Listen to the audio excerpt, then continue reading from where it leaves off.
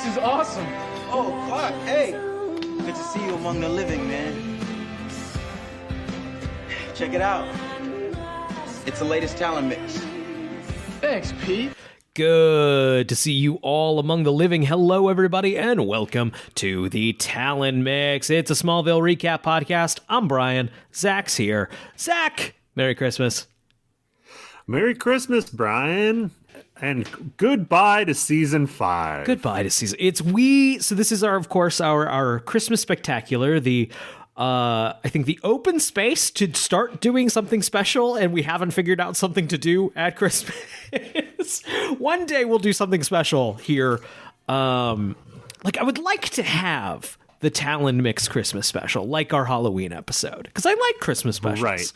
Right. I mean, we did talk about watching an Erica Durance Hallmark movie. There aren't that many. There's at least one Christmas one that we could watch. Right. We could just watch that one every Christmas. That is true. Wait, John Glover's in Scrooged. All right, we have options. We talked about doing something to that effect for this, and then I think you said, what if for a Christmas gift to ourselves, we finish season 5? Yes. Yeah. I think it's time. I think you're right. I think we need to start. And this is why, Zach, I feel like we make good partners, because I'm, of course, the second I get like a little tired of something, I sort of like, what if we didn't do the thing we said we were going to do? And you're like, hey, let's do the thing we said we were going to do. And I'm like, okay.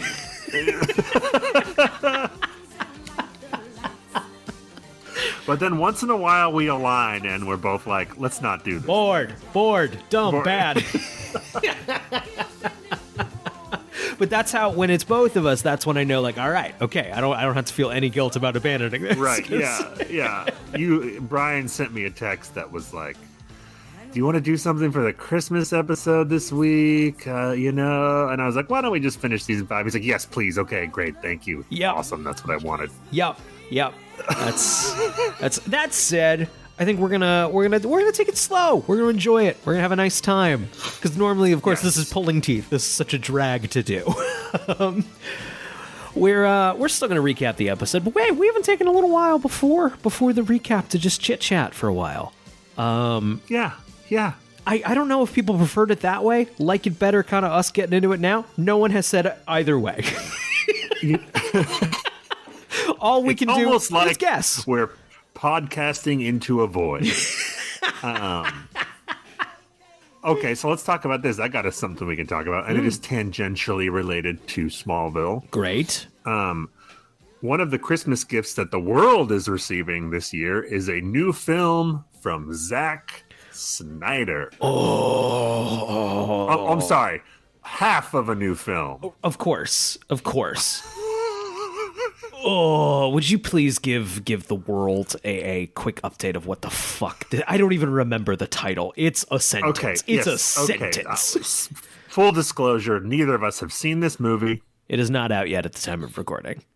We made plans to watch it together and text while we were doing it, and then we both discovered it's not out yet.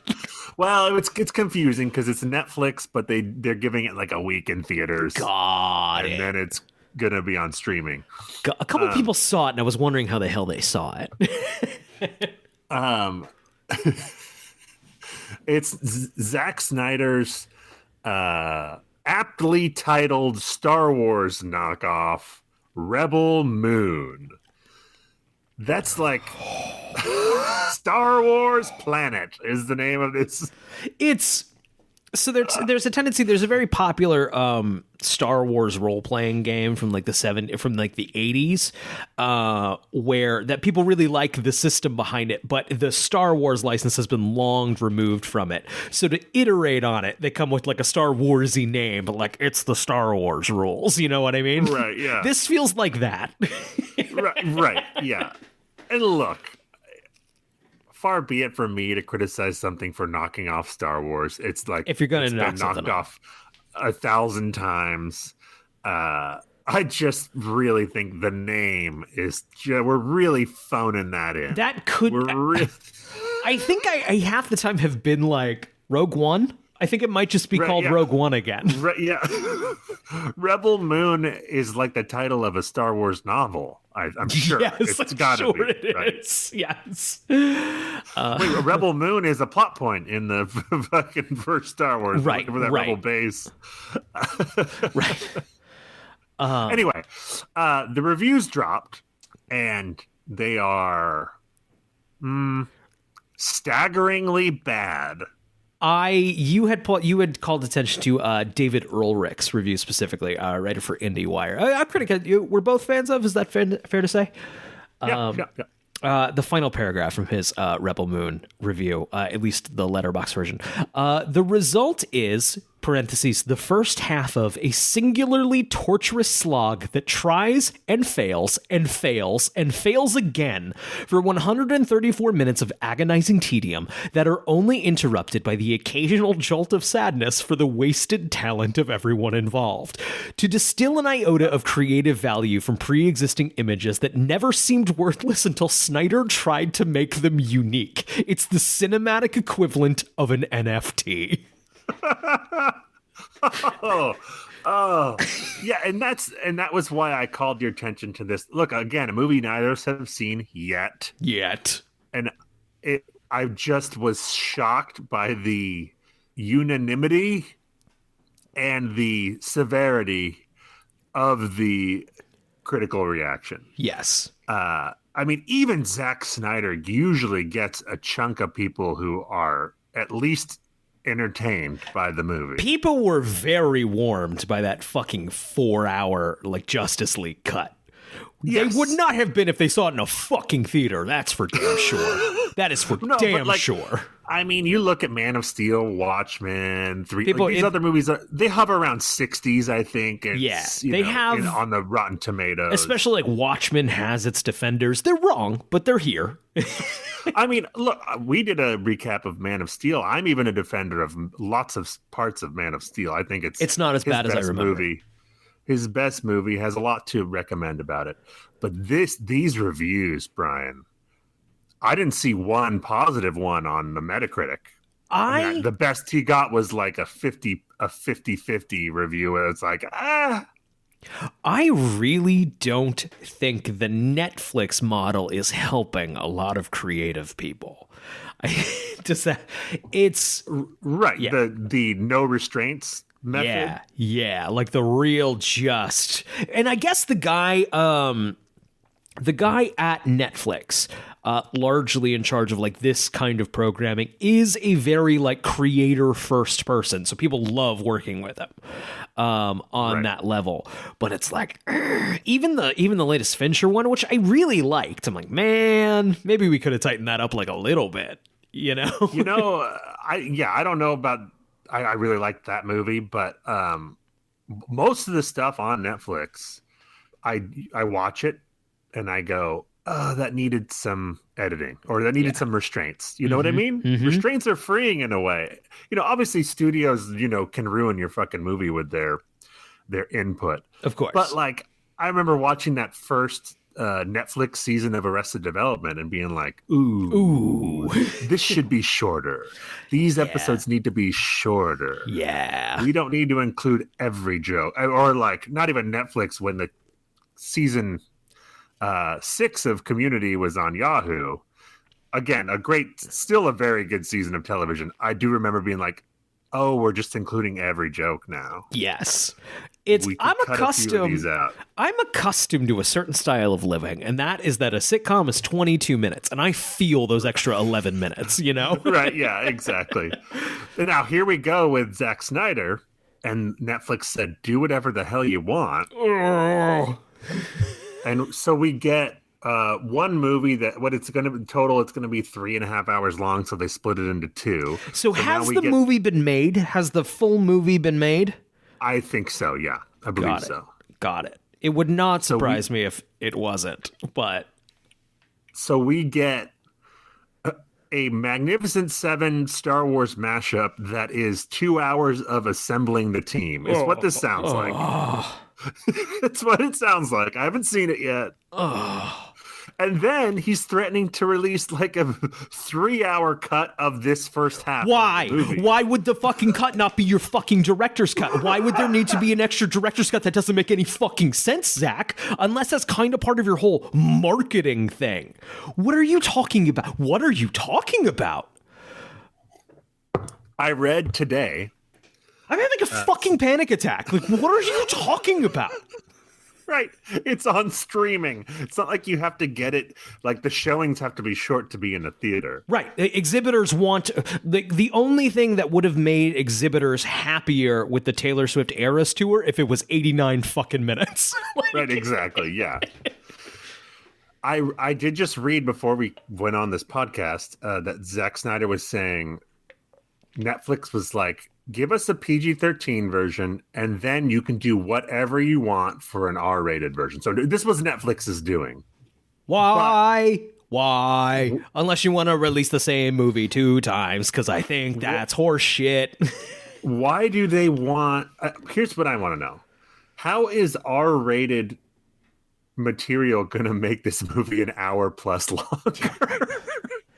Like, shouldn't that just be a few shots of, heads exploding or whatever the fuck you want? I think this is a fucking branding pitch. I think Zack Snyder doesn't have a gimmick beyond, no, they wouldn't let me make the real movie I wanted to. But it doesn't make any sense because they clearly give you a lot of fucking money for it. And then also like, why would Netflix, especially if they're letting you do whatever, why would they give a shit about a PG-13 once again when you're not dealing with ticket sales? I don't know. Because it's fake. That is a lie. Well, more eyeballs on it. They see the numbers. I mean, we don't. Yeah. I don't buy that for a Look, I do not fucking think second. What difference would it make? What difference would it make? You don't get more money for more eyeballs on it. There can't be anyone out there getting Netflix for this movie. Not a one. Like people already have it, right? Yeah. Like, is there a 12-year-old that's like talking his mom into getting Netflix so he can watch this movie? Oh, maybe, man, maybe like 5 of them. Like, there's a lot. Yeah, not a notable percentage. I won't like gun to my head like you won't find one, but also a Zack Snyder R-rated movie is really just a PG-13 movie with some more slow-mo violence and maybe boobs or something. Like, yes. Like parents are still gonna let their teenagers watch this fucking movie. Right. It's the Logan of it all. Right. Yes. Yeah. It's it's an R-rated movie. Okay. The themes are not mature in any way. They're just like a couple of stabbings. Don't get me fucking started on Logan again. Logan is Blade Runner for you and me. Logan is fucking... Which is funny because Blade Runner is also Blade Runner for you and me. Right. Yeah, got it. It's in the same category. Yeah, got it. Yeah. We put our... I hated that movie, dude. I didn't hate it until everyone else acted like it was Citizen fucking Kane or it's a silly movie that takes itself way too fucking seriously. Yeah, I'm having an out of body moment right now where sometimes it's like I'm wondering who the fuck this podcast is for. Very specifically, I guess people who maybe like Smallville and are game for 2 people who just don't like any other fucking comic book thing. That's not true. That's not true, but I think true. You wouldn't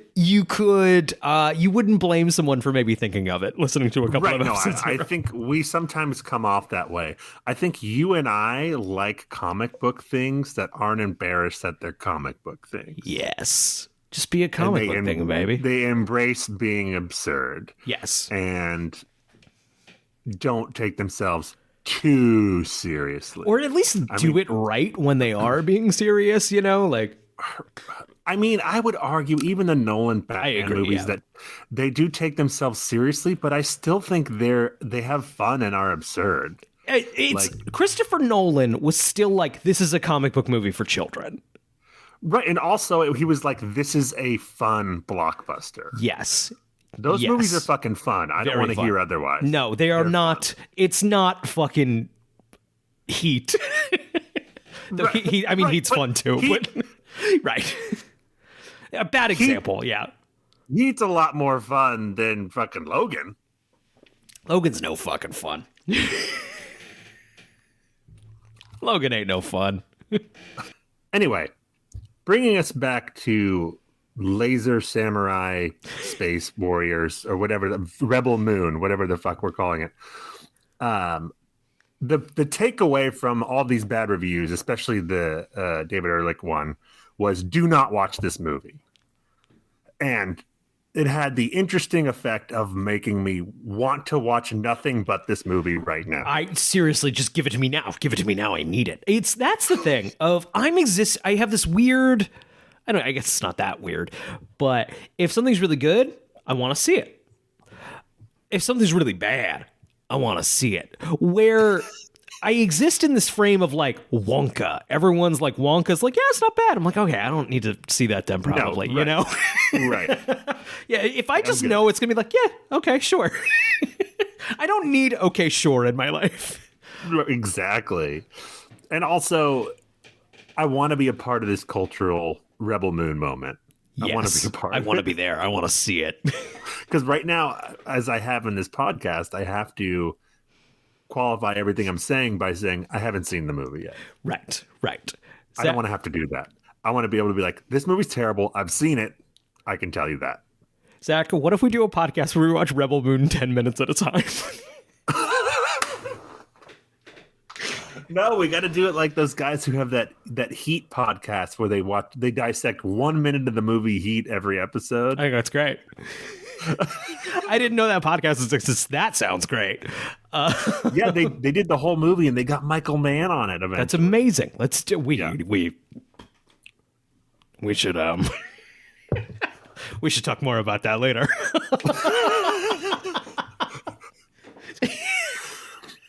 Because what'll be amazing is we haven't seen the movie, so this would be how we experience the movie. Right.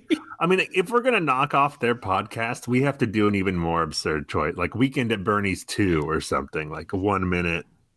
Rebel Moon, the other way. We do it backwards, 1 minute at a time, backwards. Anyway, long story short, Brian and I texted and decided that we were going to watch this movie together and then do an emergency podcast on it. And then we found out the movie wasn't out on Netflix yet. So I still think that's probably coming in the future. We're going to have enough to say. And because we are male friends in the 2020s, we can't just get on a Zoom call and talk about it. We have to be like, let's do a podcast. Yeah. In order for it to feel productive or something. It is tangentially related to Smallville because it's the guy who directed Superman movies. Relevant. Yes. There you go. Get off my fucking case, man. It's relevant. Get off my case, straw man. Straw guy I made up who listens to this podcast but is mad at me for some reason. I'm going to assume most people who don't like this podcast just don't keep listening to it. But I'm imagining there's someone in the 25 to 50-ish people who listen to this every week now. It's just going, I fucking hate when they talk about other stuff. Oh, I'm so mad. Fucking guys. It's Zack Snyder. Yeah. He's like, God, I love their Smallville takes, but they're so mean to me. I also don't think there's any other podcasts because I'd probably be listening to those instead. This is the only one I've heard of. I think it's amazing. I don't know how to work Spotify, so I just listen to this fucking thing over and over. Zach, Christmas. How you feeling? How's the holiday season treating you? You know, it's fine. The spirit has not grabbed me the way it sometimes does around this time of year. Yeah. Maybe that's just getting older and that I don't have like kids around. Having kids really helps with the holiday spirit. I will say so. You know, I had my my daughter this past February. She's like 10 months now, and I'm like in it. I'm fully like, I'm Scrooge at the end of the book. Just like, hell yeah. She doesn't even know yet. What's that? She doesn't even know yet. Oh, it doesn't matter. I'm still getting stupid fucking toys and shit. And like, we were at the doctor's office, and there was a little like Elmo toy cell phone. And I'm like, my kid lost her fucking mind over this thing. And I'm like, I gotta fucking get her one of these. God damn it. Give happiness to small child who looks like me. And Amazon wouldn't deliver it in time for Christmas, so I literally sent an emergency like group message to my family of like, for Charlie, get. My brother's like, on it. The family's ready to. Yes. Yep, chomping at the bit. Then by the time your brothers have kids and it's like the 5th kid, people are like, oh God, I get another fucking gift. Right. It'll all, I've only got, it's like your childhood Christmas is only so many years. And then I've only got so many years to then create a childhood Christmas for a kid. Yes. And I'm quite enjoying it so far, gotta say. I got to do that with, I dated people who had kids, and then my brother had kids, and I got to enjoy that. But now his kids are middle school age, and so it's starting to be like where I don't know what the fuck to buy them anymore, especially because they're girls. So sure, it's like makeup and stuff. Sure. And I'm like, I'm not buying makeup. I'm not doing it. Right. They're going to get some bullshit Uncle Zach present. Right. I will go buy them drugs before I will buy them makeup. There you go. Yeah, dude, I'm fully in it. I made a fucking Christmas music playlist. I've been listening to that sometimes. I'm like in it. I mean, I do enjoy the Christmas tunes. Do you have what are your... I have one complaint about Christmas music, gotta say. Only one. My childhood growing up, my local radio station, WPLR in Connecticut, would play Christmas music, but they wouldn't transfer. It wouldn't be 24/7 Christmas music or anything. It would be like the regular classic rock playlist. And then every hour there would be like 3 to 4 Christmas songs intersped into. Really? Yeah. So you'd get, a Black Sabbath, and then, you squeeze in a Ramones, I Don't Want to Fight Tonight, and then you go back to fucking Dio. And I don't know, I miss that. I'm a little like, why do I have to fucking... That apparently most people have the reaction that you've had of like, oh, really? And that's how I liked it. I liked to just listen to the music I was listening to, and then you could throw a Christmas song in there. Oh, no. Now it's all or nothing. Yeah, it's all, yeah. Mm-hmm. That's, wow. Huh? Starts... Likes it better my November 1st, and... Yeah, I like all kinds of Christmas music. Sometimes I legitimately like them and think they're really good music, and sometimes I begrudgingly like, this is obnoxious, can't get out of my head like it. Sure, yeah, I got that too. That's all part of it. It's definitely, a lot of it is music you can't listen to 12 months out of the year, even if so get it in. Even if it wasn't a Christmassy, you're like, I'm not listening to this on a regular basis. Right. I was at a party at a bar once, and this was in the middle, like dead ass heat July, and a friend of mine just put "All I Want for Christmas Is You" on the jukebox. Whole bar lost their fucking minds, like screaming this song in the middle of July. No, they were enjoying it. So into it, the entire bar so into it, screaming this song. Wow. It was so fun, and that's such a good memory that I have. Interesting. I mean, I wonder what would happen if you put Monster Mash on. Interesting. I mean, I'll have to try it at some point, I suppose. What are your top 3 Christmas songs? Go. And tell me why.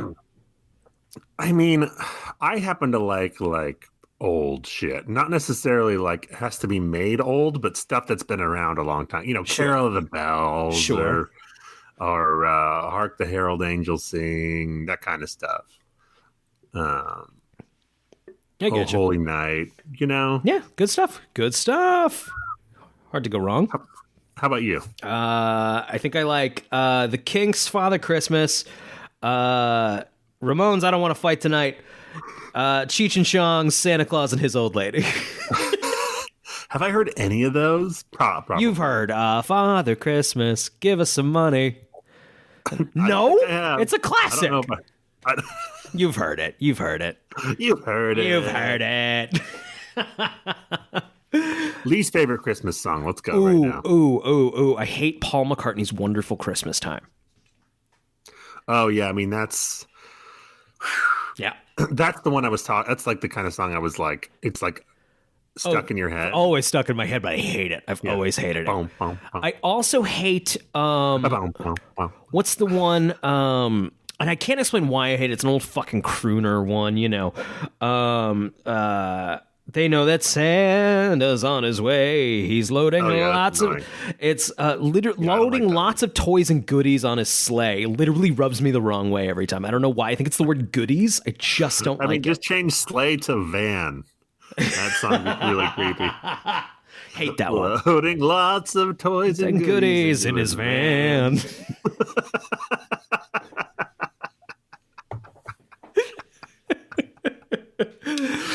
What's your least favorite? Oh man. There's a lot. There's a lot of obnoxious Christmas music.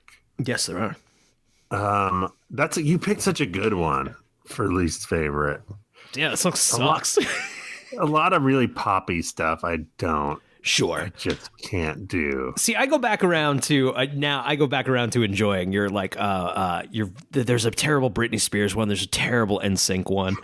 What about that fucking Christmas Shoes song? Oh, that's so bad. I love it though. Like that, I'm stoked. Right. If I hear that, like I'm stoked, then I'm like, everyone, shut the fuck up. We're gonna listen to this. I haven't. Right. That's like Troll 2 or whatever. You know, like yes, the worst movie ever made that you're gonna enjoy watching. You want to know the worst thing?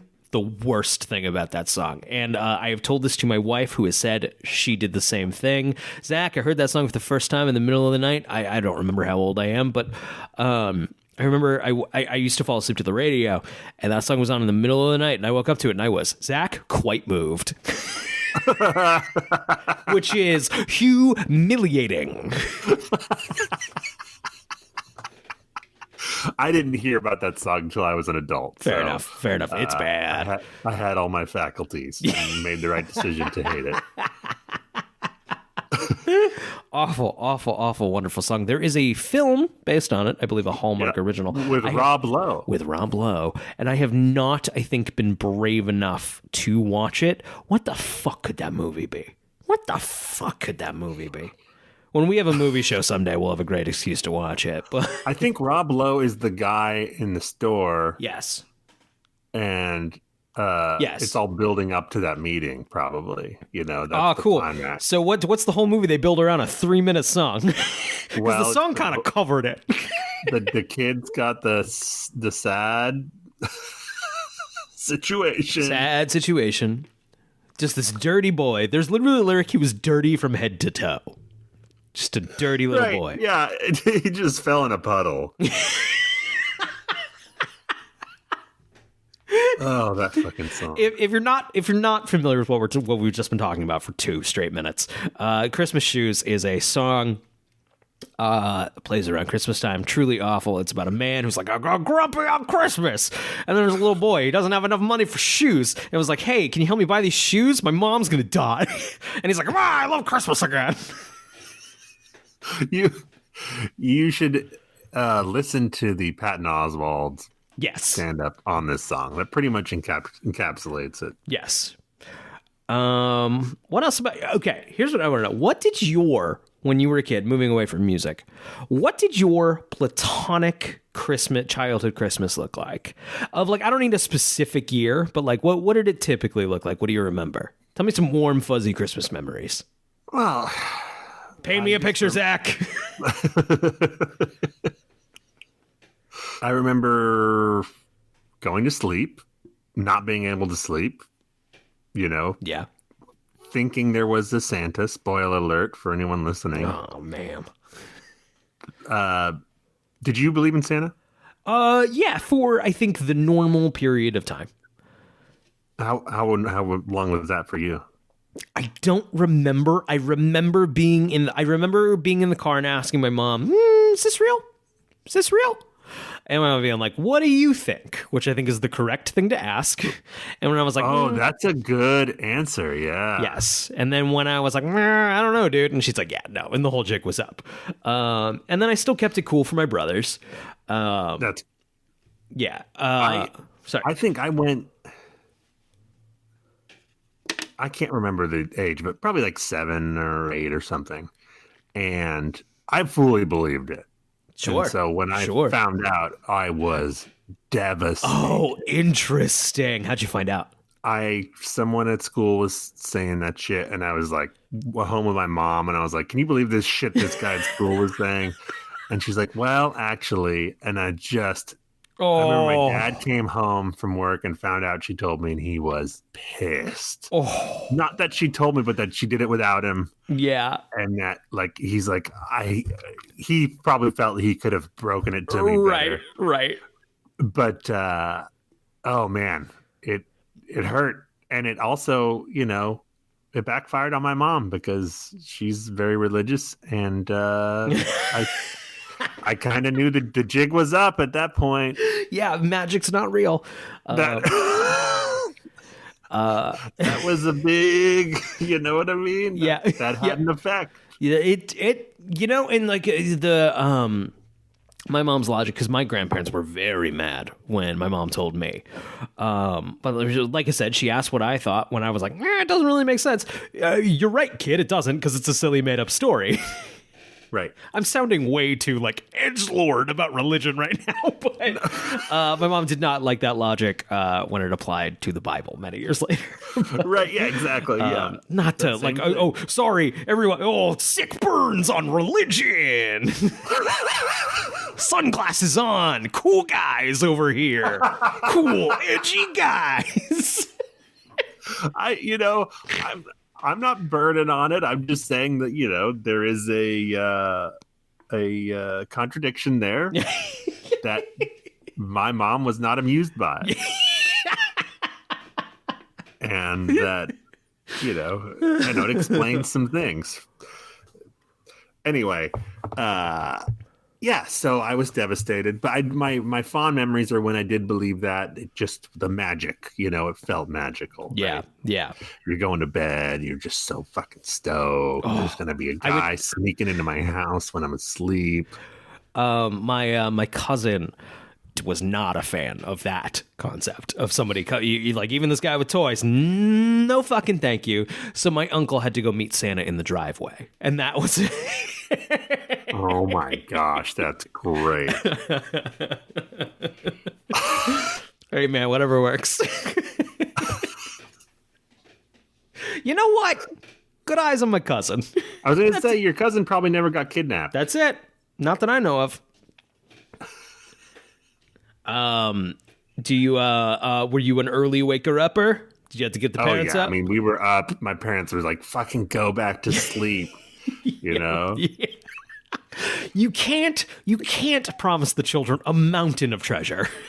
And then be like, "We're not getting up early."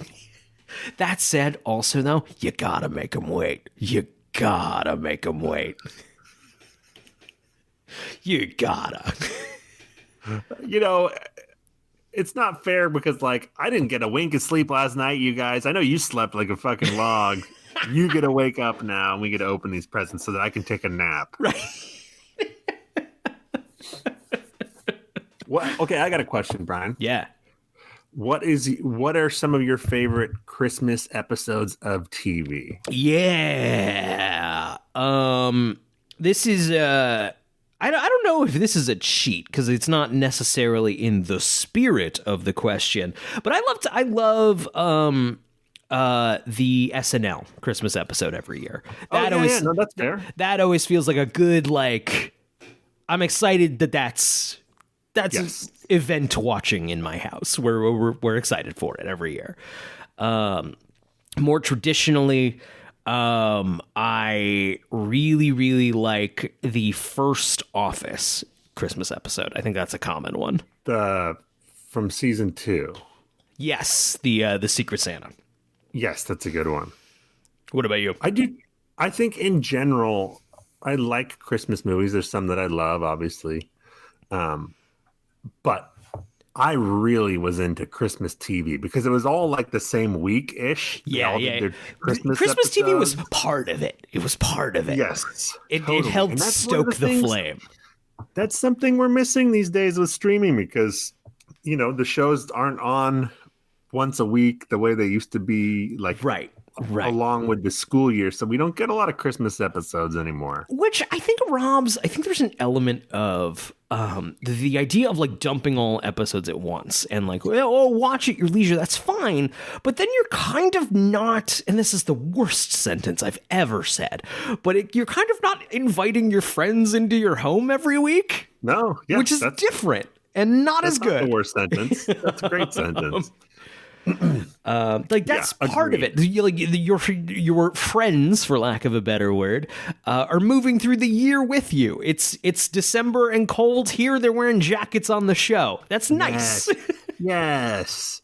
The Office, more than just season 2, I think they had a lot of good Christmas episodes. I Yes. really like season 3's. Yes, The Benihana Christmas. great. two-parter. We just watched that one. It's great. So good. So good. Community has 3 really good Christmas episodes. Agreed. I like the I like- musical one the best. The Glee one? The claymation or the Oh no, the one where claymation they're- one is really good. the one where they're making fun of that musical show Glee. that was popular. Glee. I was speaking yeah. of the Glee one, but I forgot how good the claymation one is. I like the first one the best.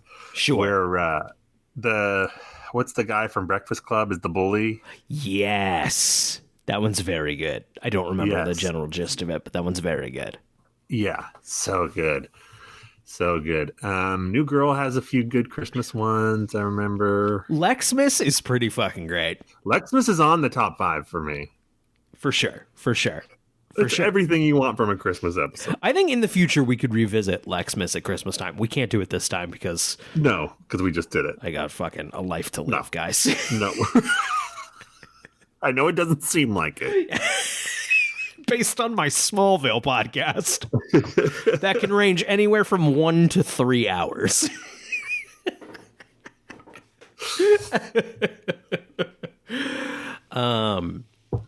Speaking of which, should we talk about Smallville? I guess we should. Let's talk about Smallville. We can always tangent out. Yeah. I'm certain we will. I'm certain we will because you did the right thing. You rewatched the episode before coming into this tonight. Zach, I would say I didn't have time. I would lie to you. I would say I didn't have time. I did. I watched wrestling instead. I thought to myself, there is about a 10% chance Brian's going to rewatch the episode. I have rewatched before. Right. But I was not. like, one of us should be Yes. fresh on this. Yes. So I had the time and I was like, I kind of want to. So I did it. But by the way, we're saying rewatch because we watched it a couple weeks ago planning to record and then we had our technical difficulties. Correct. So Correct. here we are. Once again, could have had plenty of time to. Could have watched it twice. Nope. I watched a 90-minute episode of Monday Night Raw. I'll bring it all back to you. Me and the wiki will paint you a picture. Wonderful. Vessel is the 22nd and final episode of the 5th season of Smallville. It is the 110th episode overall. It aired May 11th, 2006. This is a Peterson and Soder's episode. They will take over as showrunners later in the show. I did not dislike this episode. I also don't think it's anything. No, it's middling season finale. I from this go around from our podcast, we both liked the first 2 season finales quite a bit. Season 3 we thought was a dud. Season 4 we thought was a dud. Yeah. This is right in the middle, I'd say. I'd agree. Fully agreed. Yeah. It's certainly not a dud, but it's not working. No, it's got some issues, which we'll talk about. But the thing that it has going for it is it has a couple really good confrontations, like between Lex and Clark and Lana and Clark, where they get to say some shit Correct. that they've wanted to say for a long time. Correct. That's good. Okay, I'm of course reading directly from the Smallville wiki. At the Kent Also, farm. watching this today, brought me back because it had that previously on Smallville, that every season finale ever used to have. Yeah. It was like, here's what happened this season. Oh, so good. Bring it back. Bring it back. We don't even have to recap every episode, Brian. We can just watch the finales and just get kind of. Well, there we go. We're in. We're in. I told you I've been watching a lot of wrestling. That's all most of a episode of a wrestling show is recaps from other shit, and it works They montage it real cool. It's real delightful. I believe in the wrestling community, Raw is sometimes jokingly referred to as recaps and wrestling. Oh, is it? Yes. Funny. At the Kent farm, the animals act restless, and a bright light flashes outside. At the Luthor mansion, Lex awakens from Lana's embrace and clutches at his head as the light shines through the windows.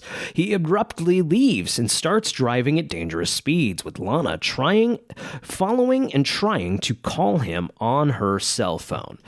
Lana made a whole big thing of like, Lex isn't my boyfriend. If you're sleeping in his house, come on, you are. Call it what you want, but yeah, you're you napping on his couch. You all know what we mean. Yeah, I don't give a shit if you're fucking Facebook official. You know what I fucking mean. He comes to a halt and gets out as Lana follows him across a creek and through the woods.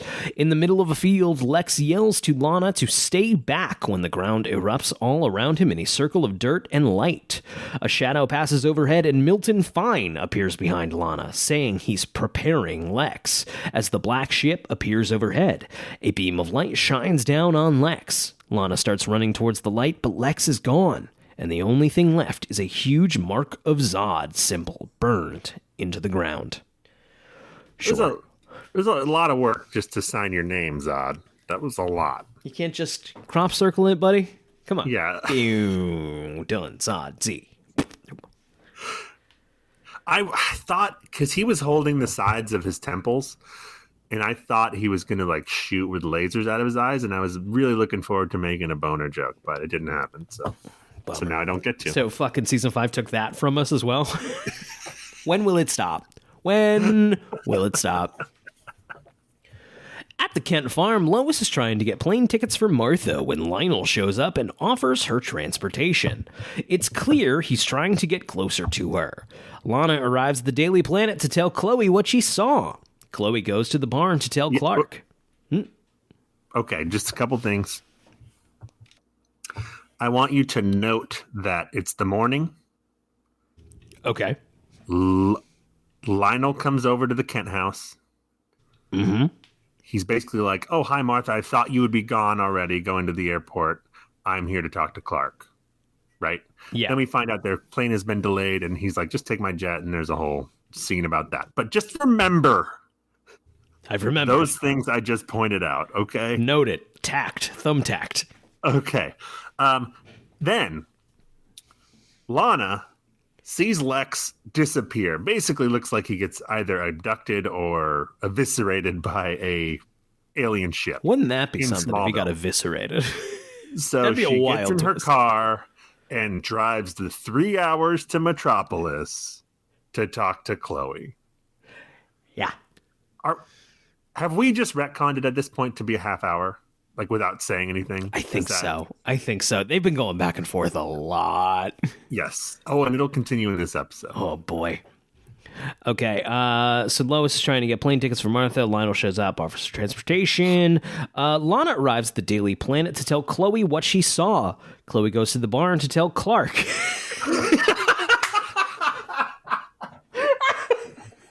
So that's 6 hours. 6 hours. It's the afternoon. It's at the earliest. It's the afternoon at this point. Chloe warns against Clark listening to Jor-El, but Clark goes to the fortress. Jor-El explains that the ship and Fine are a single construct that won't stop until Zod is released. Jor-El says Zod's physical body was destroyed and he needs a vessel. A knife appears and Jor-El tells Clark he must use it to destroy the vessel, no matter who it is. And note, again, let's put another thumbtack here. Jor-El doesn't give any other instructions about this knife. No, He a lot of just things would be says- helpful, actually. He just says, use this to kill the bad guy, and that's it. Cool, Dad. Yes, there will be. It'll come back, and I'll have questions. But for now, I always, in theory, think introducing a knife is cool. And then it never feels cool in theory. Star Wars, when they started talking about like a dagger in a Jedi temple, I'm like, hell yeah! And then it's like, oh, that MacGuffin is nothing. Actually, it's a MacGuffin. It's not interesting at all. There is a moment at the Daily Planet when Clark and Chloe are talking before he goes to see Jor-El, where he's like, maybe Jor-El isn't just a piece of shit. He's just been trying to protect us all along. And I'm like, he's kind of just a piece of shit. He's kind of just a piece of shit. It might ultimately all come out in our favor, but that doesn't make him not a piece of shit. He's done some stuff that you can't explain away, buddy. We're just going to not talk about it. But he's done some stuff you just can't brush under the rug. Super kind of killed your dad, buddy. Kind of really killed your dad. Yes. Yeah. Okay. Clark meets with Chloe again and tells her he doesn't want to kill anyone.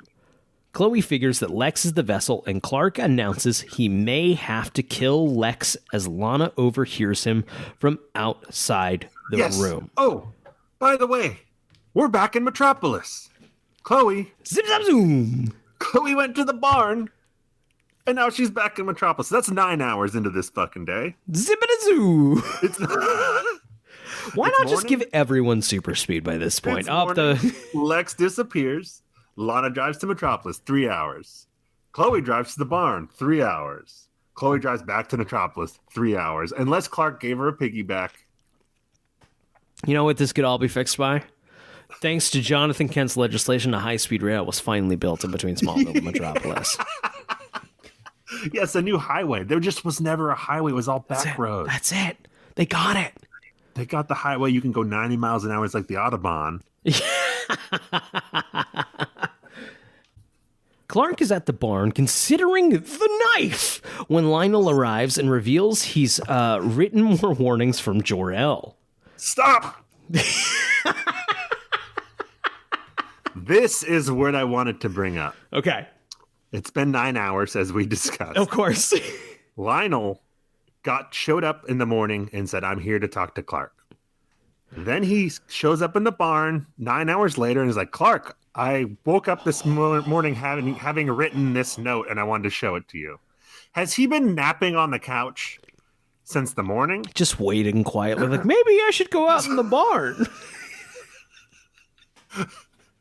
Just sitting quietly at the kitchen. Well, because when you're Lionel, Lionel loves the, like, I'm already here entrance. So he's been waiting at the kitchen table, like with his fingers templed. Yes. Yeah, in the shadows. Just, yeah. And then it's finally like, I should go out into the barn. Fuck. He's like, fuck, I have to pee. This doesn't happen every time, but I really need to come up with some plans because this really, I've missed 3 appointments. He's like, this is a big deal. This might be the end of the world. But here's the thing. This was going to look I was real proud of this one. Shit. Obviously, this was an editing choice, right? Originally, Lionel talked to Clark, or the scene where he shows up to talk to Martha and Lois happened much later in the episode. Right, they moved it to the front of the episode. But it's just funny when you think about it. Don't make no sense. Diegetically, he's been hiding out at the Kent farm for a while. That is exactly what has happened in my head. The new warning says, sacrifice the vessel. And Clark tells Lionel that Lex is the vessel. Back in the field, Lex is lying unconscious within the Zod symbol. The wiki's just going, they're not giving us the detail they normally do. I will say this is a shorter recap than normal. Yeah. This is a great scene. This is like Lionel's brings him to. I'm so glad you rewatched this. I remember none of this. Lionel's like, what does this say? And Clark's like, this says Zod. Zod is going to take someone's body, and then I have to kill that person. I don't know if I can do it. And Lionel's like, listen, babe. The true test of a hero is like knowing when to do a little bit of evil for the greater good. You got to kill whoever it is. And Clark's like, hey, guess what, asshole? It's your son. Wah, wah. And Lana's like, oh no. And he does seem emotional, like, oh no, this is my son. So then he goes to find Lex in the field. Got it. Continue the recap. He gets to his feet. This is Lex. Lex gets to his feet as Lionel arrives and warns him there's nothing he can do. When he reaches for Lex, Lex throws him away with super strength and into a car windshield. Lex super speeds over as Lionel looks on in horror. Then Lex super speeds away to the manor. You probably don't remember, Brian, but the car is 100 yards away from where Lex and Lionel are standing. Okay. He hits Lionel 100 yards. Lionel lands face first, forehead first, into the windshield. Dead times 1 million. It looks like he's dead in the scene because he just stops moving. Yeah. And then he slowly like rolls over and looks at Lex like, oh, what the hell?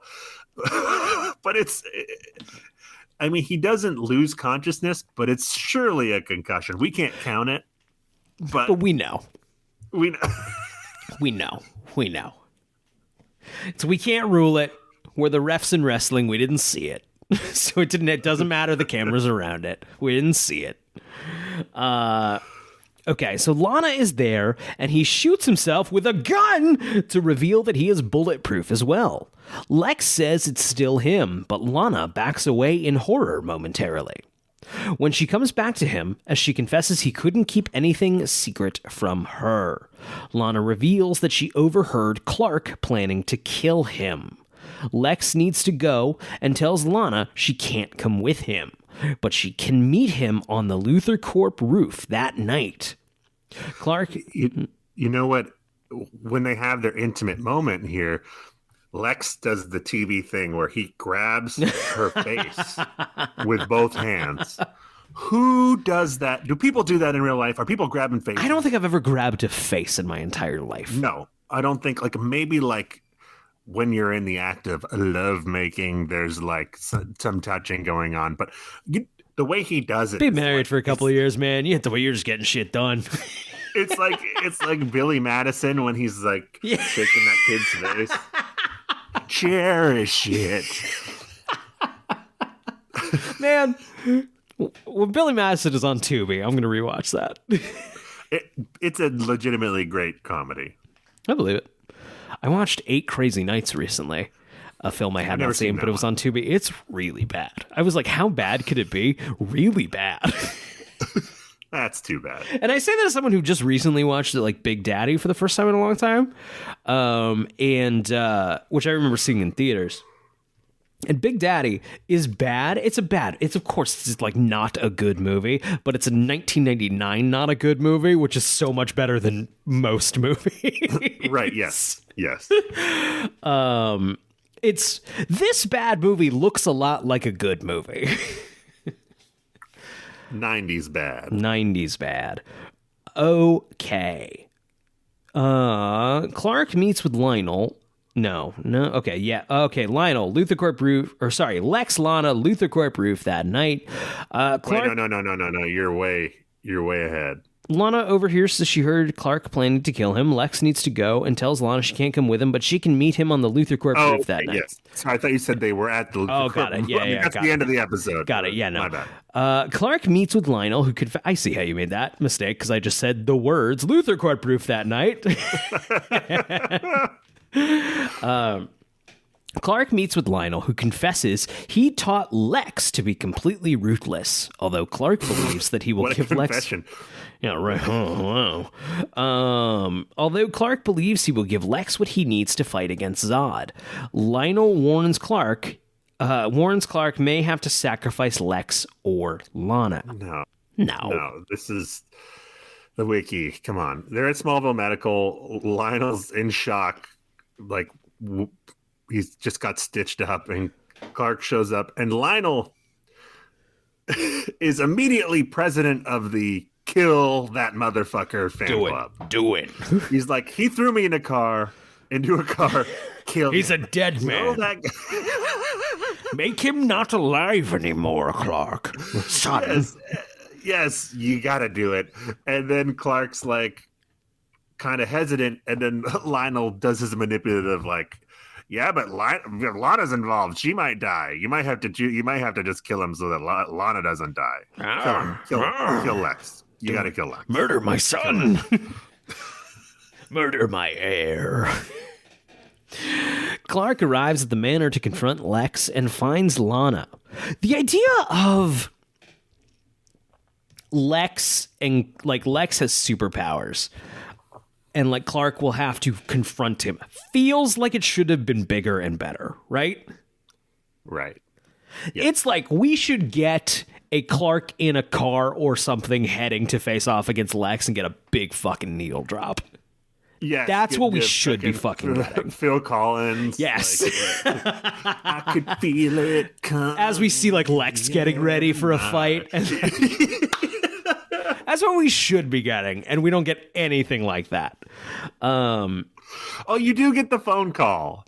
The Lex calls him on a payphone. Right. At the Daily Planet, and is like, I hear you're looking for me, Clark.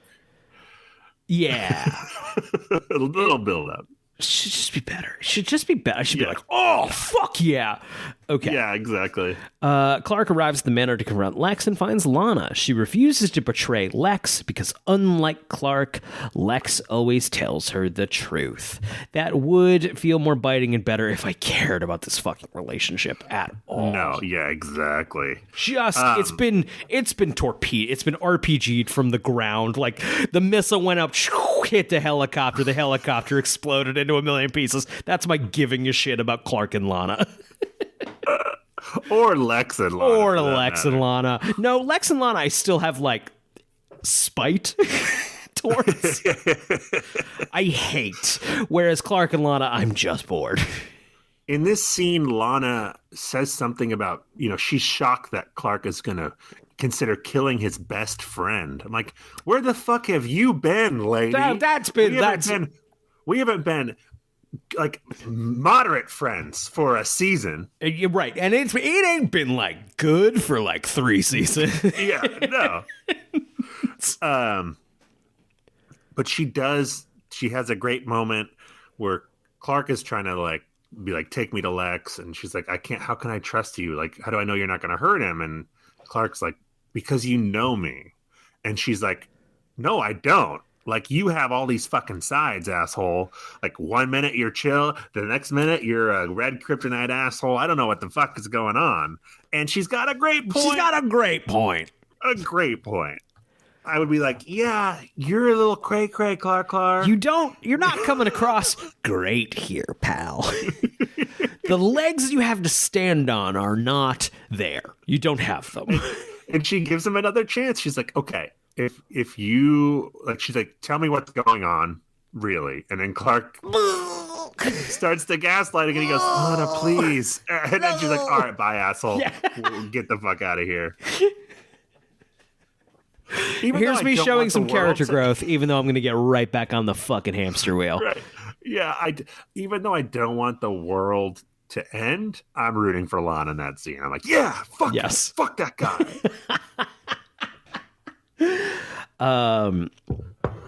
Okay.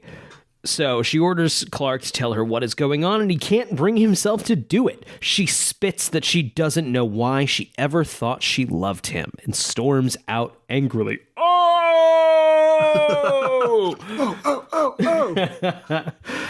Fine arrives to taunt Clark and reveals that Clark was supposed to be the vessel, but Clark had too much of Jor-El's spirit in him. He offers Clark one more chance, but when Clark refuses, Fine uses his affinity for humans against him. So here's the thing. Clark was supposed to be the vessel, or it could just be anyone.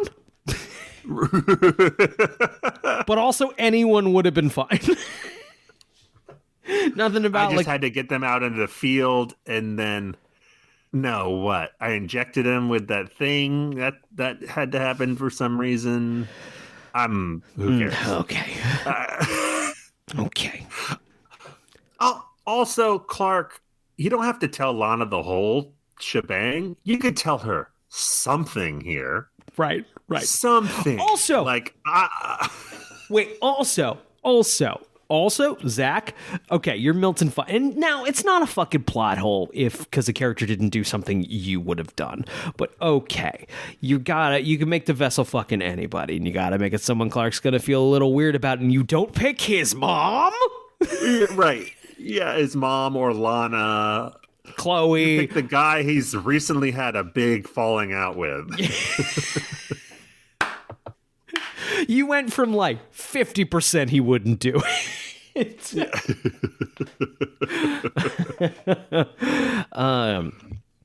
Okay, so Fine arrives to taunt Clark, reveals he was supposed to be the vessel. Clark had too much of Jor-El's spirit in him. He offers Clark one more chance, but when Clark refuses, Fine uses his affinity for humans against him. He vows to destroy all of them and downloads a computer virus into Lex's nearby laptop. As a result, every power system in the state begins to shut down. It doesn't shut down all state? the computer screens. All the computer screens are doing the Matrix thing. The green letters flickering. Like, they couldn't not rip off the Matrix. They couldn't make it blue. Like, they couldn't do one thing different. It is the Matrix. It's also in 2006, if my computer screen just started doing the Matrix thing, my parents would not be like, oh my God, the world was ending. They'd be, Brian, what the fuck did you download here? No, yeah, they'd be like, oh, is this a screensaver? Is this a fucking Matrix screensaver? Get this off of here. Yeah. This fucking show, dude. Oh, it's great. Clark meets with Chloe at the Daily Planet. She reveals there's an electronic virus, and it's spreading. Every major city in the world will soon be infiltrated. They're interrupted by a car flying through the window. There we go, baby! Clark super speeds in front of it and catches it with one hand, shielding Chloe from harm. There we go. We got some money spent on this episode. He rushes out to save who he can, but Chloe makes him realize that he can't save everyone. He must do what he is destined to do. Before he leaves, Chloe kisses him passionately, in case they never see each other again.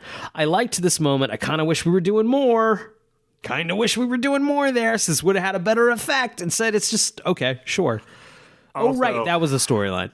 Not to spoil the season 6 premiere, but they walk this back immediately in season 6. So this was just for the promo, right? Yes. Yep.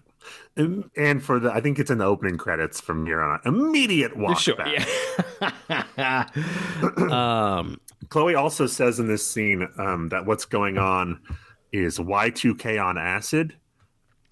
Just so you know, Chloe, literally nothing happened on Y2K. Not a damn thing. Not a damn thing. The phone rings. It's Lex telling Clark to meet him. Okay, Lois and why is Lex calling? He has super speed. You could have just more dramatic. Lex is a bitch who loves the drama. Come on. Lois and Martha are boarding Lionel's Luthor Corp plane. Oh, okay. Stop. They left the house in the morning. We've established we're like 12 hours later. They've been sitting on the tarmac for a while, Brian.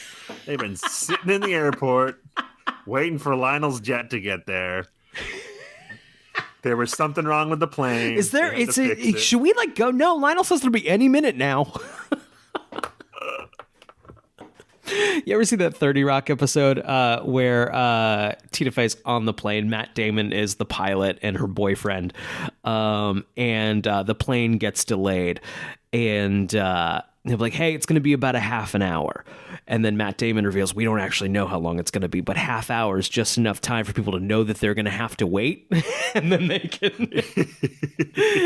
And so as morale on the plane breaks, Tina Fey's demanding, when are we taking off? And Matt Damon's like, in about a half an hour. Yep, that just happened to Martha. Yes. Lewis all day long. Okay, they talk about Lionel's frequent offers to give Martha favors, and Lois alludes to the possibility that Martha may have feelings for him. Later, they are in flight when they realize the surroundings look strange. They see mountains in the distance. They are unaware that a Brainiac copy is flying the plane. Lois tries to get the pilot's door open without success as the oxygen begins to run out. Martha collapses, and Lois manages to open the oxygen masks, but collapses before she can get to them. We've done a couple of plane moments on Smallville. None of them have looked good. The technology was not there. Yeah. I know. I'm being unnecessarily mean on a show from 2006. The plane stuff is mostly okay, except for when they show Brainiac in the cockpit and like the CGI mountains or whatever that is. That's it what doesn't I'm thinking. look. Yeah, no, it does not. But I'm being mean about a show from over 20 years ago. 10? It's a while ago. Almost 20, yeah. Oh. Yeah. Don't worry about it. Sometimes when I think about it and then I see myself reflected in the webcam, I'm like, who's that old man? It's like the end of fucking Last Crusade. What's happening to me? Oh, man. But also I'm happy I'm not like fucking 17 anymore. That guy was an idiot.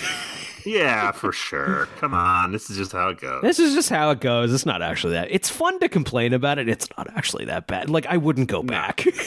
No. That was exhausting.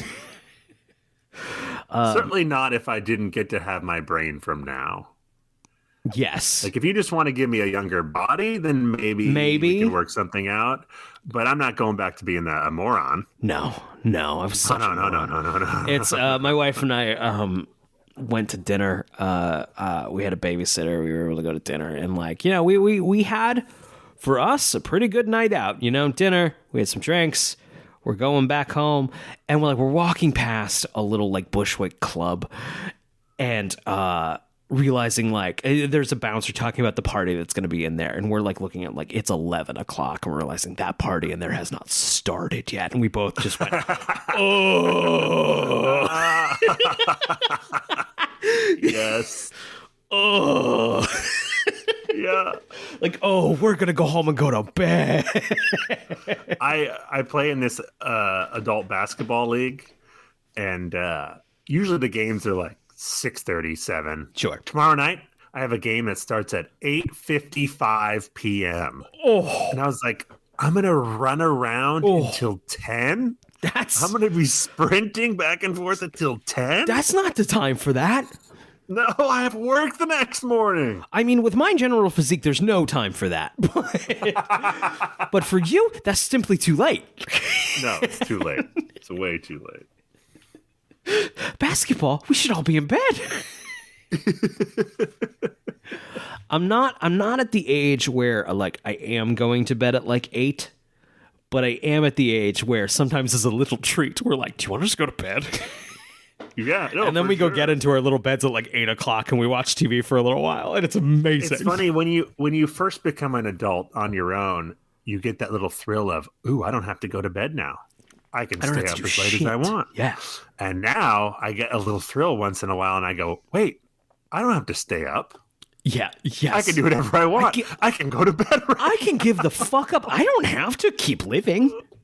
I have more than once said a text to my wife while I'm at work of like, you know, it's like, I'm going to come home, I'll make dinner, I'll put the kid to bed, and then I am going to bed. Like, yeah. It's wonderful. It's wonderful. And yet I still feel like shit the next day. I was looking at movie times the other day, you know, trying to figure out when I can go see something. And I noticed that they're doing like 10:30 showings again. I was like, I thought we did away with them. We're still doing. I'm going to start seeing Napoleon at 10:30. Oh no! I'm going to be there till 1 a.m. No. I used to go to midnight shows every week. My local theater had and I would just go and see whatever they had. That's how I saw that's how I saw Saturday Night Fever for the first time. I would just go to whatever it was. And then, you know, it started at midnight, so I'd sometimes be out of there at 3 o'clock. We were watching like that see fucking Heat? Yeah, all right. But I don't now. I think that would be a very, very, very special occasion. I spent 2 weeks prepping for. Oh yeah, at least. Oh my gosh. I'm trying to think of something I would see at midnight. What's something you would see at midnight? No, I mean, there's nothing right now. There's Rebel in my Moon. life. There's nothing. Yeah. It would have to be like a Dark Knight level excitement. That's I think in terms of pop culture, Dark Knight, the moments before Dark Knight was about to start, is the happiest I have ever been. Not counting my wedding, not counting birth of my daughter. Other than that, Dark Knight's number 3. Yeah. My buddy won tickets to see it a few days early. So I remember that. Yeah, we saw it on the IMAX a few days early, and that was like, oh my gosh, it was the coolest thing. We'll talk about it when we talk about Batman in this next season, because we're doing all of them. I saw that fucking movie every day. Thursday midnight, I went back Friday, I went back Saturday, I went back Sunday. I saw that movie, and then I saw it several more times that summer. I saw it every fucking night that weekend. I think I saw that movie 7 times in theaters. I think I was close too. That's people talk about like The Empire Strikes Back or Star Wars, like that. Dark Knight was that of like if people were going, I went. I saw that movie so many fucking times that summer. There's no way to top it. I think I saw that, Phantom Menace, and Jurassic Park all 7 times in theaters. Wow. Jurassic Park was because it was in theaters for over a year. Like, that was back when they weren't just putting them right out on VHS, especially if they were doing money. So if you wanted to see Jurassic Park, you had to go in theater for like a year and a half. How old were you when Jurassic Park came out? Like, that's the first PG-13 movie I ever saw. Right, I was 7. So okay, so I kept like convincing people to take me. Like, Grandpa, you haven't seen it? Got it. Yeah. Yeah. Man, what a nice. We watched Family Switch, Netflix's new Christmas comedy. It's a Freaky Friday, but the whole family switch. It looked bad. So my wife and I were like, "Well, we'll watch this eventually." High, and then we were a little high, and we're like, "All right, let's do it." and it was bad. It was bad. It wasn't that bad. Right. You know, it was in a 10, 20 years ago, this would have come out in theaters. It wouldn't have been a Netflix original. And here's the thing, man, a lot of stuff that came out, if it were to come, as much as we bemoan the mid-budget comedy, like no longer being in theaters, to be fair, if this was in theaters, we wouldn't go see it. Right. You know? Right, yeah. Not in a million years. It was bad. I don't know why the mid-budget comedy is dead in theaters. Is it because what we think is funny is so polarizing now? I don't know. I don't know what it is. I haven't. There have been a couple of comedies, straight to streaming comedies that I've enjoyed, but nothing that was like I laughed quite a bit at No Hard Feelings, but even that wasn't like a laugh a minute like I remember. No, but that if it came out in 2010 would have made $100 million in the Yes. It's interesting. Oh man, which is a shame because I saw the Monk movie in a theater. Emily's a big Monk fan. We got to go to the premiere of Peacock's The Monk movie. And it was delightful to see a funny, delightful movie with a bunch of people. It was. I probably would not have found it as delightfully funny as I did if I weren't in a room full of people laughing. Did you see Bottoms yet? I have not seen Bottoms. I'm very much looking forward to it. Get on Bottoms. Yeah. Bottoms is a very like late aughts comedy. It's so good. I'm waiting for it to end up. So it's not quite straight. We might have to pay for it. It's we wanted to go see it. We were deep. It came out deep in our, like, we have a newborn, not sleeping through the night period. There was no shot we were going to make it out for it. Right. But that is still on the, like, Emily and I were talking, like, what were our favorite movies of the year. And then we both, like, crossed our arms, like, we haven't seen Bottoms yet. And This list is compromised. It is very stupid. It's like, I love it's stupid. very like it's like Billy Madison level realism. So it's not like it's I love that. That only excites me more. great. Yes, it's great. It's very like Billy Madison, Wayne's World. I don't know. That's where I put it. Yeah. But that didn't get like a super wide release. No, that would have made 100 million too back in the day. Right, especially with Rachel Sennott. You know, she's kind of fucking everywhere right now. I guess not everywhere. I think maybe just some indie like. I love Shiva Baby. She's getting there. Yeah. Same director as Shiva Baby. Right. I loved that movie. That and Uncut Gems are the most uncomfortable I've been watching movies. Maybe, period. Right, they're both very, very stressful. Yes. Okay. We got 2 paragraphs left, and then we can bullshit about whatever. Clark goes to the barn to meet Lex, and the two spar verbally before they fight. Ooh, verbally. Ooh, in the fight, Clark defeats Lex and draws the knife. Wait. Yes, sir. This is the best part of the episode. Lex gets to tell Clark what for. He says, you know, I used to think you had this, like, solid inner core of goodness, but you lie all the time. What kind of sick person does that? And he's right. Lex is right. He's 100% right. He calls him out right to his face. You've been dicking me around for years, asshole. Do you remember in Superman the movie when he's getting interviewed by Lois? I'm sure we talked about it in that episode. We must have talked about it in that episode, but like it's kind of going through like, so what are the things about you? I was like, I'm fucking invulnerable. I can see through stuff. And then it's like, and I never lie. So that was a fucking lie. Maybe in that universe he doesn't lie. He only lies when he's in character as Clark. That's the... Of course. Superman, you lie quite a... Even in those movies, he lies quite a fucking bit. It is innately a lie to pretend to be shot by a gun. And then be like, ha, wink. Wink, wink. In the fart...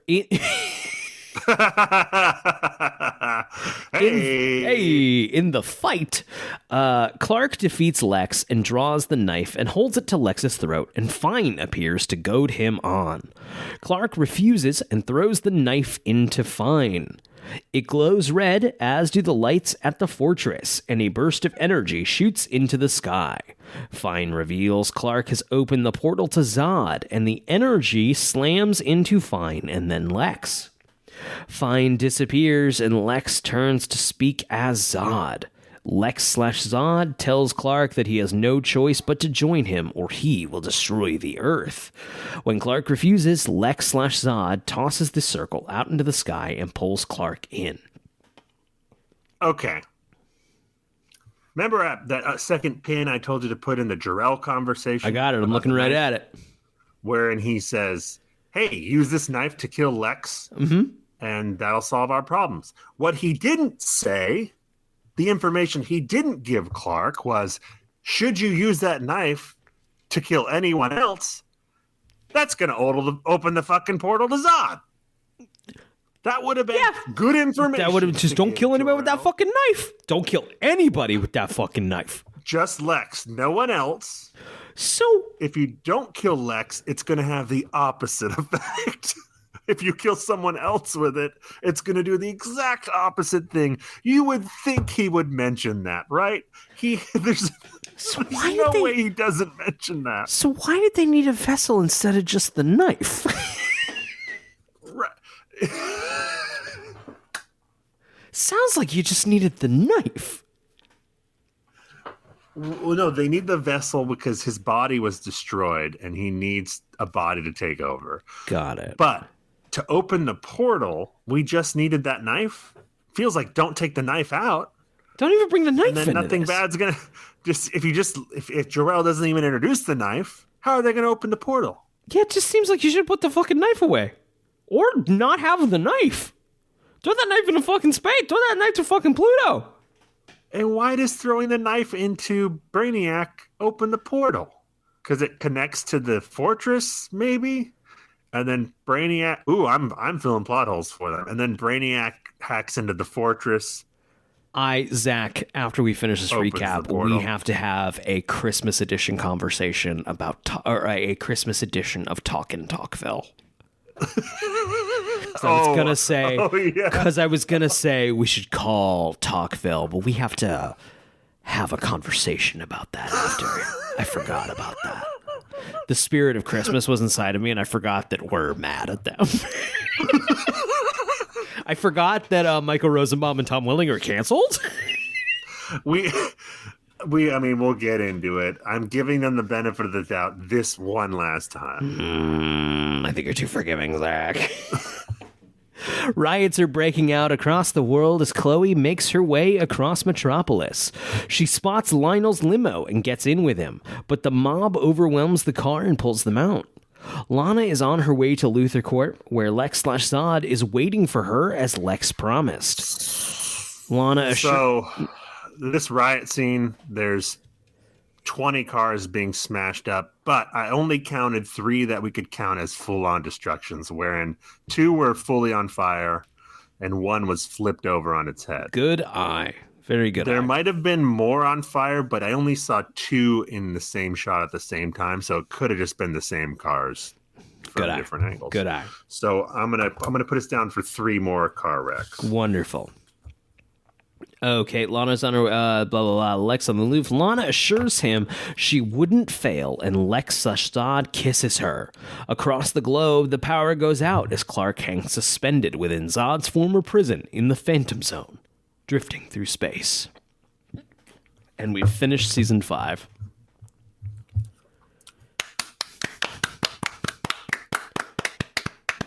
Tepid clapping. Tepid clapping. Clark being stuck in the Phantom Zone is a good cliffhanger. It is, on but I its feel like we own. kind of just fucking did this last season. I you was know? gonna say literally how many of these seasons end with Clark being literally all 4 out of 5 have ended with Clark being exiled in some way. It does give in a it does give a certain to the writers an excuse to be like, Clark's been away and now we could reintroduce everything through Clark. You know what I mean? Like everyone can catch Clark up in a way that feels natural. Oh, actually, last finale he wasn't exiled. So season 1, Tornado. Season 2, he exiles himself to Metropolis because with the Red K. Right. Season 3, he goes into the cave wall Right. and disappears. There's one where he's like naked in the Superman suit. Yeah, that's season 3. Got it. Season 4 is they create the fortress, and now again he's exiled into the Phantom Zone. Right. It's I see the appeal of it. Man, we're going to that well a lot. We're doing that image a lot of Clark being like, "Bruh," and I'm a little over it. Find another way. Find another way to do that.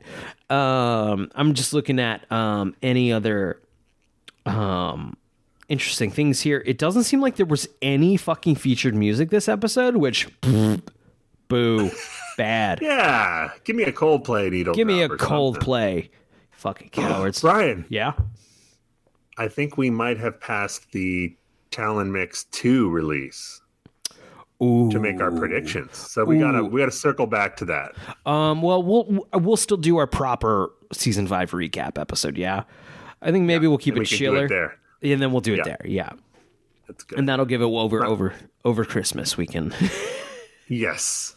Okay, I'm looking at any interesting facts here. Lex is the first main character who discovers Clark's secrets in a season finale, which is hyper specific. That's how desperate I think we are. He doesn't discover Clark's secrets. He's like, this has happened 100 other times Right. where he'll forget because he's under the influence of some kryptonite bullshit. Right. I burped right into the microphone. I still covered my mouth and it still picked up. I saw the level go up. God, there's no. This episode is so not that interesting that like there's no like stuff here. Yeah. There's. I think they really put everything into that hundo. All the juice went Yes. into the hundo. Yeah. Yeah. Okay. Gosh golly. Zach, I'm looking at this, man, and there is fucking nothing. Well, then maybe let's just get into our bone. Let me to pick look that at we trivia have. real fast. This was the final episode in terms of newly released episodes for Smallville to air on the WB network. It will then become the CW. Oh. I would have assumed that happened already, but wow, that's interesting. So it was CW was when we were at school was when the first CW season. That makes sense. It's WB to CW wasn't that big of a shift to me. I think I was like, so it's the same thing though. It's still like the teen shows of like it was a name change and that's all. It was UPN and WB combining forces. Right. They were doing the same shit. Right. Well, that's our farewell to WB voice guy. Next on Smallville. R.I.P. Next What a on the WB. oh, that was a great voice. I'm sure he found success elsewhere. Okay, like season 4's finale with Batman Begins, this finale featured a 7-minute preview of Superman Returns, which released later that summer.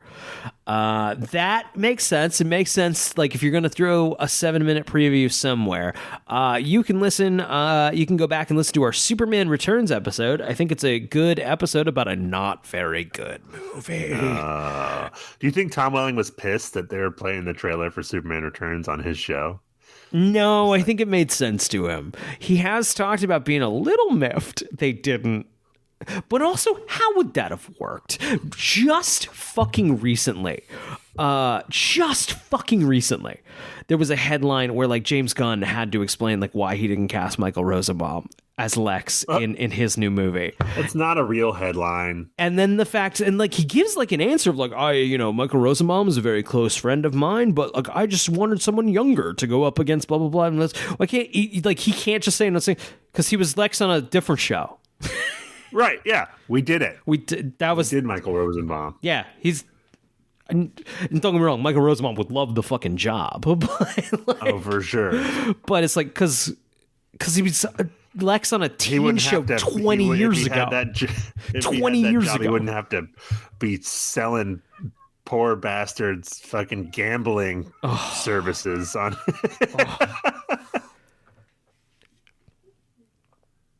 My cats are wrestling, so if it sounds I heard it a little bit. Hey. There we go. This is the last time John Schneider is credited in the title sequence, and this is his 10th appearance in the titles after the character's death. That's it. That's all that's interesting. Unless you want to know which episodes end in to be continued. No, let's burn. Let's burn on this, Brian. Let's go. So now we're going to be switching over to a Christmas edition of Talkin' Talkville. Talkin' Talkville. It's a podcast about a different podcast. That's the theme song of Talkin' Talkville. Talkin' Talkville, Angry Edition. Angry edition. We're mad. This is the Flame War edition. I think you're more upset than I am, but I'm sad. I'm more sad. You're more angry. I am angry, Zach. I was gonna say no, I'm not. No, I am. I'll admit that to myself. I'm angry. Would you like to tell a story? So, well, listeners of the show will know we created a question to ask them about the season 3 finale, which they just covered. Which we've gone on to talk about many, many times over the course of our show. Yes, the big picture of Clark and Lex's secret Clark room. We came up with what we thought was a very amusing 45-second to a minute long question. I rehearsed it. I called in. I left the question. I think 2 to 3 weeks before that episode would have aired. I think 3 weeks. No, they skipped over it, buddy. So we They skipped over it. They're not filming that. They're not recording that a month in advance. You're telling me people send them stuff a month in fucking advance? You're telling me it's a month in fucking advance? Brian, hold on, I haven't finished it. I'm so fucking mad, Zach. Zach, I'm so fucking mad. Brian and I eagerly await this episode because we're like, they got to play this fucking question. Got it, dude. It was such a fucking winner. This show is starved for entertaining content. Not our show, their show. All the questions are bad. All the questions are routinely bad. We gave them gold. Scripted, Now, rehearsed gold. we listened to the episode. They answered like 10 listener questions, including, what was it like working with so-and-so? No. They don't play our question. Here's the thing. It was longer than they like their questions to be. A little, but not by long. Not by a lot. And the pacing was good, and it was funny. That's one And thing. you know us. We wouldn't say it if we didn't think it. We would be like, it was fucking stupid. Why would they do? No, this was good. This was a quality call. We worked on it. So here's what could have went wrong. Here's the things that could have went wrong. One, they thought it was too long. That's lame. If that's the case, Lame and bad. Wrong choice. Bad. Unless they saw the numbers and never even listened to it. Unless they saw 45 seconds and never even bothered. There you go. There you go. That's option 2, and that's not as bad, but that still kind of sucks. Option 3 is I wasn't in time. I was late. It was too late for the episode. 3 weeks, unlikely. I don't know. I can't give it to that one. There were 10 questions. I can't give it to that one. I won't do it. 4 is they recognize my voice from our crazy rant of a question that you and no one your listened to brother that and I- one. No one listened It to was that like one. 5 minutes long. Yeah. Or 6, they know our show and they are threatened by us and they didn't want to play it. That In one which feels case, I pretty good. respect I'll be it. okay with that I one respect because it, you know yeah. what? You should be afraid. I mean, they're routinely taking our takes and spouting them off as their own. Obviously, these takes no one else could come to these conclusions. No, that we're of course coming not. to here. These are 2 white men originals. Zach, I'm mad. Zach, I think I'll give it maybe they saw the length and they didn't even bother. Yeah. You know what was really Sorry, go ahead. I'm bummed because we're going to try again, but I don't have as good a stuff as the picture is our big No, that was our big one. one. That was our big one. And it wasn't malicious on our parts. We've talked about like trolley ways to get acknowledged by that show. This No, was it wasn't. We weren't malicious, and we weren't plugging our show at all. No, it was just th- like, no, hey, I'm there Zach, was I'm no- a fan. This was this would have been like, we presented them a gift. That was just, we think you would like to play with this. And they it's possible they were squandered like, we don't want to play with this. I'm like, you're wrong. It's Your good. show needs it. Your show needs fun God forbid your toys. show got something fun on it. God I will forbid your say, show sounds like anyone on it wants to do it. I will say during the recap of the episode, when they got to the part with the secret room, they had a little fun with it. So they stole it from us. Rosenbaum made a joke about him jerking off in the room, but they beeped it out. And then he was like, take that out. But you could tell that's what he was saying. Cowards. I was disappointed, so I did not actually listen to the episode. I scrubbed to the questions, and then just listened for the questions. And I scrubbed too far, and Rosenbaum says something to the effect of like, "First off, get a life," and I was like, "It's ours."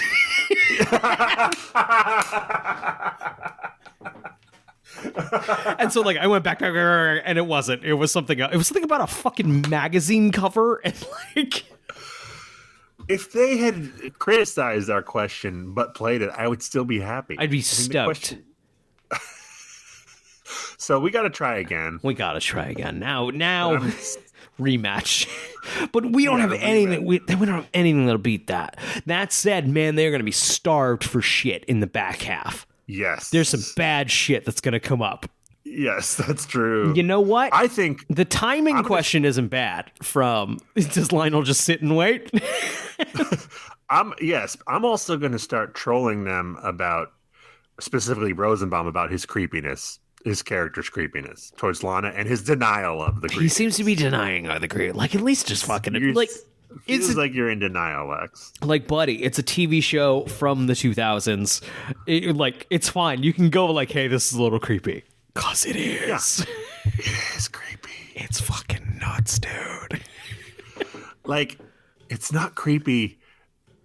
It can't be creepy one day and then she turns 18 and then it's not creepy the day after. That's not how that works. That's not how that works. We have a That's word how for that. That's how legality works, but that's not how creepiness works. Like, one day you're committing a crime, the next day you're not. But it's creepy both days. I think point. court of public opinion is still ew.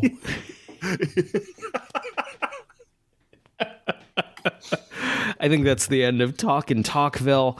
Zach, I want to end on a Christmassy note. I know we got to get out of here, but what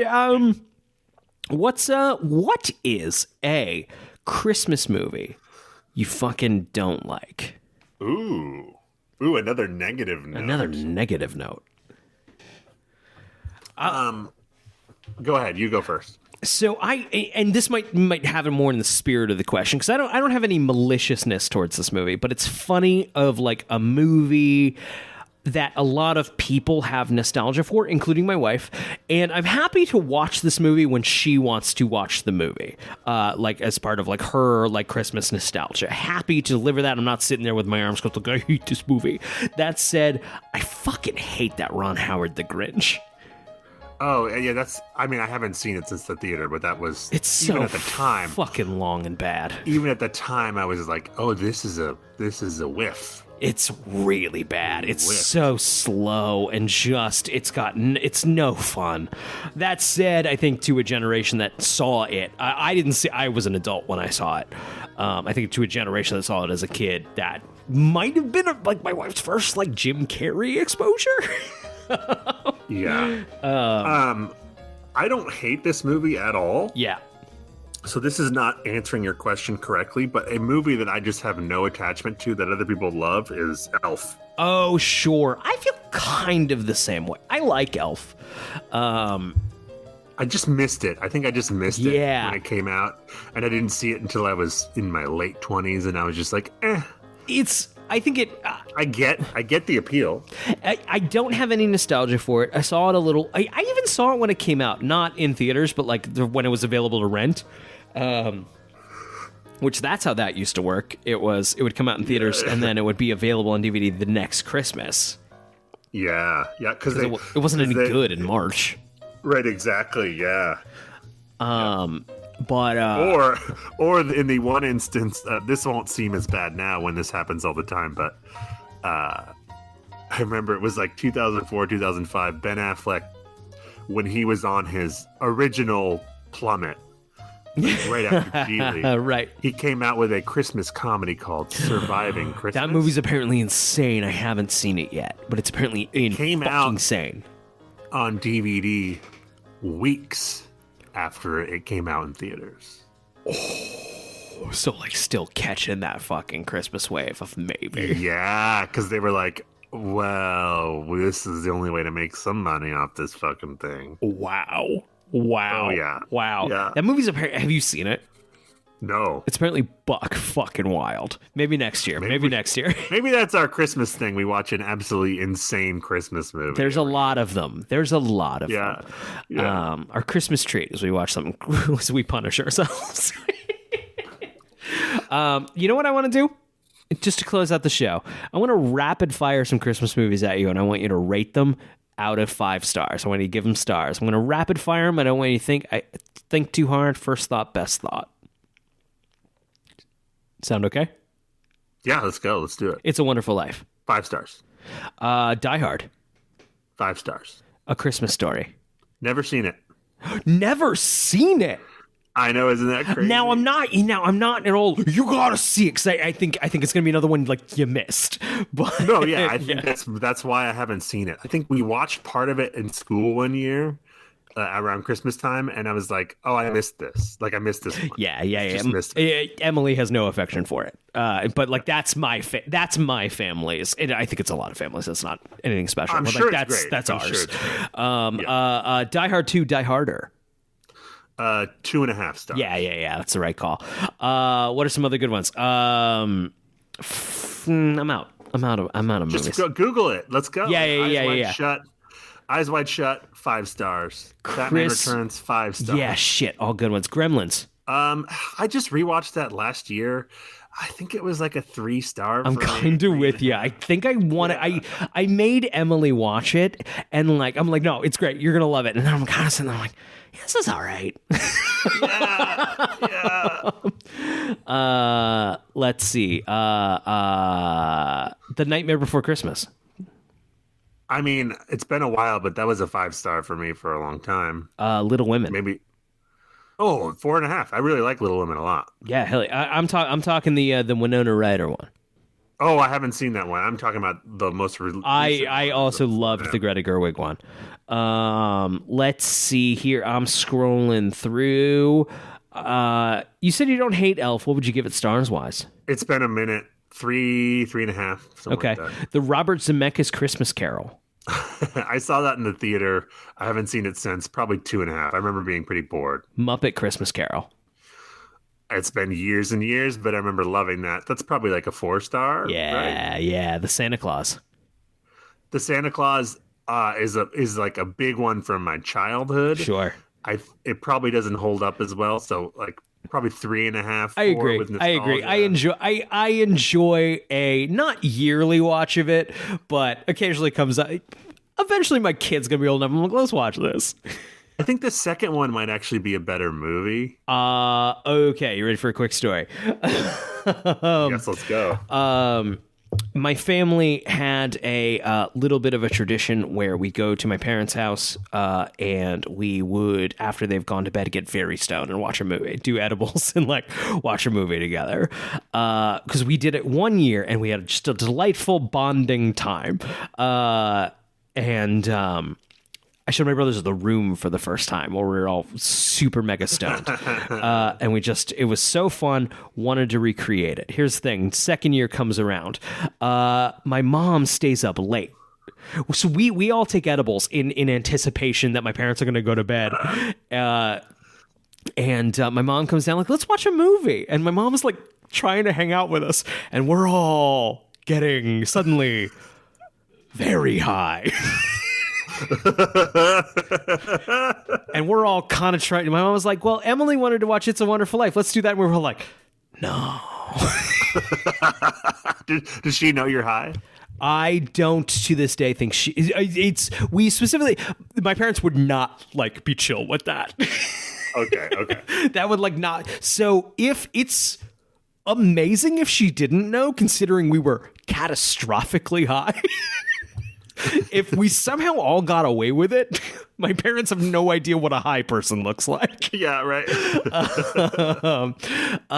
So the year after that, we do it again. I'm like, we got it this time. Okay, we're foolproof. Last year's incident will not happen again. We start watching the Santa Claus 2. My dad comes down the stairs. My dad literally says, you guys doing drugs? And we're like, yes. We didn't say yes. No. We're in our 30s. Yeah. No. And my dad sat there and watched the Santa Claus 2 with us. That's where we're all like, fuck. So we kind of retired it for a while. Oh. Because it was more stressful than it was worth. But we might bring it back again this year. All three of us are in town this year. You should force your brother to watch Man of Steel again. That's it. I'm just doing a quick thing here to see if there's anything else. Black Christmas. 4.5. I really like that. I saw it for the first time last year. I really liked it. Same. Great movie. National Lampoon's Christmas Vacation. It's been a while for me. I hesitate to give it any kind of rating. It would probably be middling for me. I don't love it. I've never found it very funny. It was never my big thing. Yeah. I think that's it. Christmas, man. Merry Christmas. Merry Christmas, my friend. Merry Christmas. Nope. Are we gonna do our season 5 recap next week? Or are we gonna wait a little bit? Let's talk. I think we're both chomping at the bit to get it going on Batman. Part of me is like, do we just close up shop, on season 5 of like, exactly. if we don't do it next week, I don't know if we're going to do it. And now, do we have to do it? I don't know. No, we do. We do. And I won't remember the season enough to be able to do it if we don't do it next week. Maybe it's chiller. Yeah. In this time of turmoil, political turmoil, in just this uncertain future, it feels weird to have a huge we rent out the huge space. Right. We decorate. We go in gold-plated diamond limos. It just feels overly extravagant this year. Maybe we bring it, tone it down, bring it back a little bit. Really make it about the award, like the work. Yes. Make it about the work. Yeah. Yes. Hey, this is our Smallville Recap podcast. Thank you so much for listening. Hope you and your families have a wonderful holiday, whatever the fuck you celebrate. There's a link in the description. That's to all of our like social media stuff. There isn't that much. We do have a Patreon. We don't expect you to. Actually, for Christmas, don't even touch it. Don't even look at it. We haven't put any bonus stuff up in a minute, but we would like to get back to that. That might be where our Rebel Moon. We made ourselves watch Rebel Moon goes, and that's gonna be a diesel one, I reckon. So, hey, we'll see you next week. Thank you, everybody. Zach, do you have a question for the Smallville gods? I do. I just had a thought. Was my mom just doing some like Cold War super spy shit and really there is a Santa?